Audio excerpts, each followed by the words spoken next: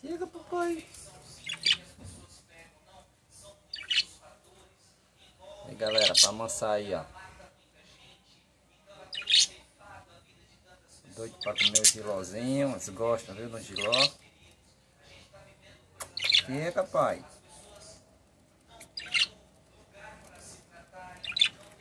Chega, pai. Isso, pai. Chega, pai. Filma aí, Miguel. Na palma da mão. Chega, pai.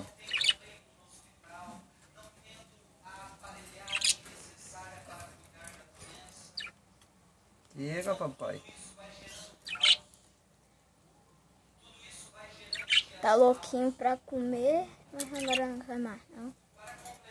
Chega, papai.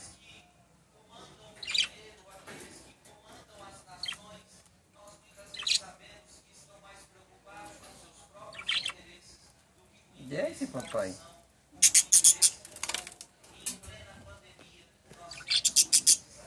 Papai na pandemia.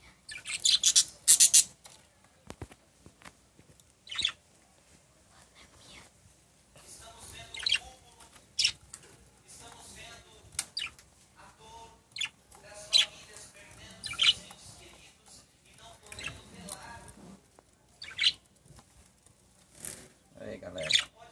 Vendo o gilózinho, ó. Olha. Finalmente.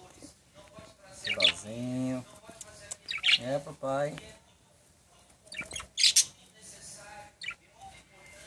Já comeu uma tiriricazinha, uma pezinha de galinha. A erva muito boa, tem muito nas gramas.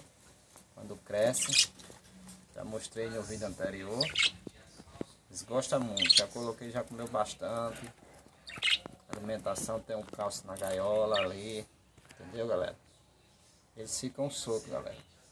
Mas como eles estão amamentando, então eu não deixo eles soltos. Não solto agora. Os filhotes não morrer de fome. Né? Aqui muitas vezes ele tira e leva para lá para os filhotes. Leva para a mãe e leva para os filhotes. Tanto o pai como a mãe, eles alimentam os dois. Muito unidos. Aí, galera, olha. Tá vendo aí, ó? É, filho? Vou deixar aqui para ele comer à vontade. Vou deixar aqui para comer à vontade. Para ela também vir comer. Mas olha, como ele gosta do giló. Isso aí, Miguel, filmando. Ó aí. Ele gosta do giló. São tão inteligentes, galera. Quando ele vê que tá ficando durinho o giló, ele tira daí e bota dentro d'água. Fica bem molezinho. Aí eles comem bastante. Não boto todo dia, boto um dia sim, um dia não, porque eu boto outras coisas. Boto cenoura, boto ovo cozido, uma alimentação boa.